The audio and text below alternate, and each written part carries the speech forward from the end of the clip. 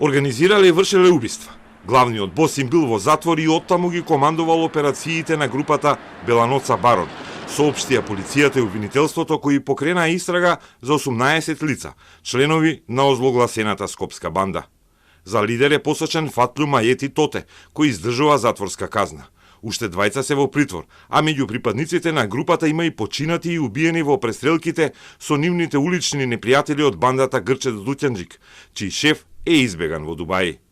Во акцијата четворица се оапсени, еден сам си дошол во полициска станица, а останатите се недостапни.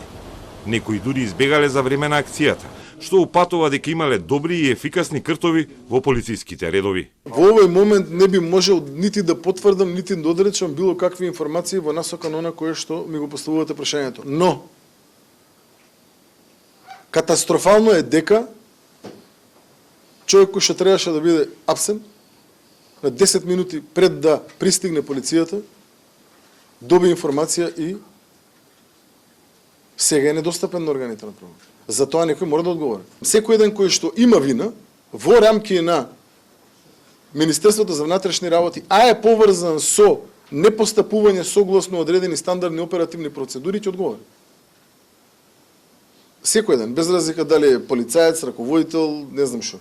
И шефот на групата Ајети и неговите главни помошници, Гани Туша и Зулчуфлин Уредини Мали Репки, операциите ги воделе од затворска келија, а меѓу другото организирале изнуди и палеле автомобили на затворски чувари. Туши веќе обвинет за убиството на Орхан Бајрами Оки, кој се одигра во Ханиоти во Грција лани во јули. Но групата сега е осомничена за организација на многу повеќе убиства, за кои извршителите ги плаќале со десетици илјадници евра. Едно од убиствата е злосторството во Шишабар.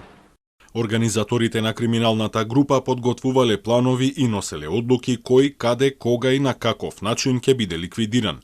При тоа одлуките ги спроведувале лично или преку други припадници на групата, плаќајќи од 10.000 до 250.000 евра за убиство.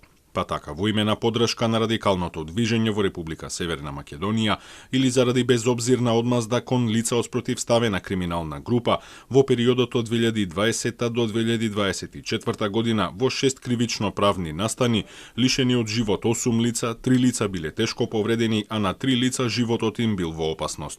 Во акцијата се најдени оружје, муниција, злато, накит, техника, но и како што наведе Тошковски, околу 30 милиони денари во кеш во разни валути, односно околу половина милион евра. Акцијата продолжува. За прв пат по подолго време е вклучена и армијата, која е ангажирана со багери за да прекопува низ Рачиново во потрага по посебно направени бункери за криење пари и оружје.